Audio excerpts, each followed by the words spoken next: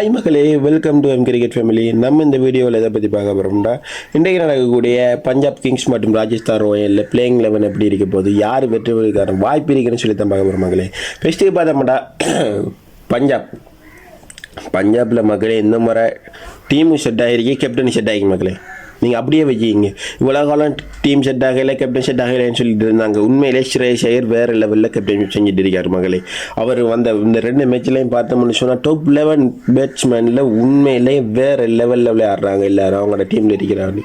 அதில் பார்த்தோம்னு சொன்னால் அவங்களோட பிளே லெவலில் பார்த்தோம்னா அதே போல் ஸ்ரேயஸ் ஐயர், அதே போல் பார்த்தோம்னா சஷாங்க் சிங், அதே போல் ஸ்டோனிஷ் மேக்ஸ்வெல், அதே போல் மார்க்கோ ஜாங்சன் வேறு லெவல் போலிங், ஷகால், லாகி ஃபெர்கசன், உண்மையிலே நெஹேல் வெதேரா, அதே போல் ஹர்ஷிப் சிங் வேறு லெவலில் போல் போடுறாங்க மகளே. ஹர்ஷிப் சிங் எல்லாம், விஜயகுமார் அதே மாதிரி வேறு லெவல், எல்லாரும் நல்லாவே பந்து வீசுகிறாங்க. பெட்டிங்கில் ஸ்டோனிஷ், மேக்ஸ்வெல், ஸ்ரேயஸ் ஐயர், சஷாங்க் சிங் வேறு லெவல்ரா. தலைவன் வேறு லெவலில் விளையாடுறான் மக்களே. என்னை பொறுத்த வரையும் சொல்கிறேன், பஞ்சாப் டீம் நல்லா செட் ஆகிருக்கு. இந்த மாதிரி 4-11 இந்த 4 டீமில் வரக்கூடிய வாய்ப்பு இருக்குது. அவங்களோட பிளேயிங் லெவல்லையும் மேலே செம்ம டீம் கிளிக் ஆகிருக்கு.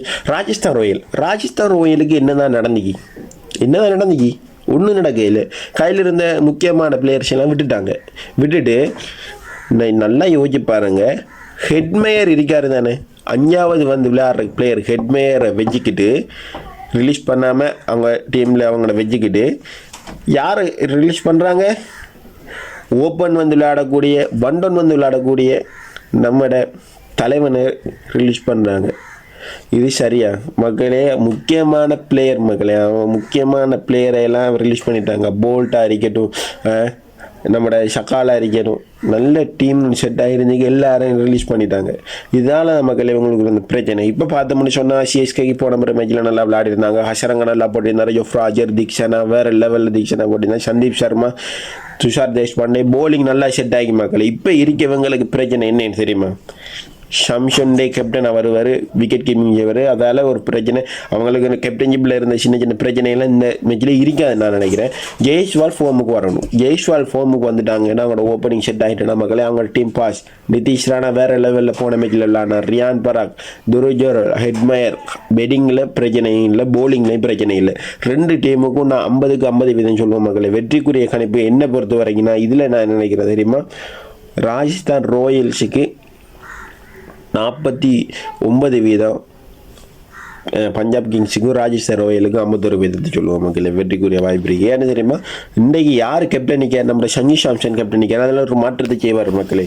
நீங்கள் என்ன நினைக்கிறீங்கன்னு சொல்லுங்கள். அடுத்தே பார்த்தோம்னா இந்த ஃபேண்டசியில் பார்த்தோம்னா இன்றைக்கு பஞ்சாப் கிங்ஸில் சஷாங்க் சிங், ஸ்ரேயஸ் ஐயர், மேக்ஸ்வெல், மார்க்கோ ஜாங்சன், அதே போல் பார்த்தோம்னா ஹர்ஷிப் சிங், என்ன 5 பிளேயர் டீமில் பார்த்தோம்னா இவங்க.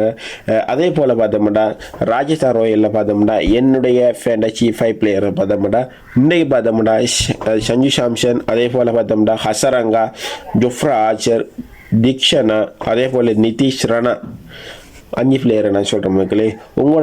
நீங்கள் உங்களோட 5 பிளேயர்ஸை சொல்லுங்கள். அதே போல் இந்த டீம் இந்த 2 மேட்சில் இந்த டீம் வெற்றி பெற முடியாதுன்னு சொல்லுங்கள் மக்களே. இந்த வீடியோ பிடிச்சிருந்தால் லைக் பண்ணுங்கள், ஷேர் பண்ணுங்கள், மறக்காமல் சப்ஸ்கிரைப் பண்ணி வைங்க மக்களே. அப்போ தான் நம்ம போடக்கூடிய வீடியோ உங்களுக்கு நோட்டிஃபிகேஷன் டெய்லி வந்துடும். நன்றி மக்களே.